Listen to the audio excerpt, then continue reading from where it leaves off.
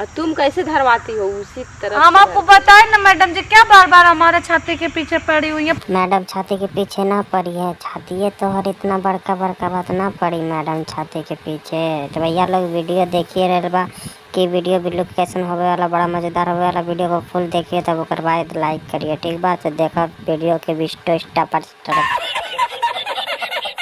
पचक जाएगा, तो नजर मेरे लग छाती के जाएगा। पीछे क्यों पड़ी हुई है? एक डंडा लगेगा ना, सुता सुता के मारेंगे ना, दौड़ के भागेगी यहाँ से। हाँ मारा मैडम जी, डंडा लेके मारा, गरिया पे मारिया, गरिया में थोड़ा सा घुसा भी दी है एकरा के, तब मन फ्रेश। मैडम जी हमको सुताने के लिए बोल रही, हम तीनों को सुता के का पेलेगी डंडा से ना मैडम सुताने को कह रही है तो सुता के पेलेगी नहीं डंडा से, तो क्या करेगी? नहीं पेलेगी तो बिल्लू के बुला लिया, बिल्लू अपना डंडा से पेल दी, मोटका डंडा से पेली तोरा लोग के।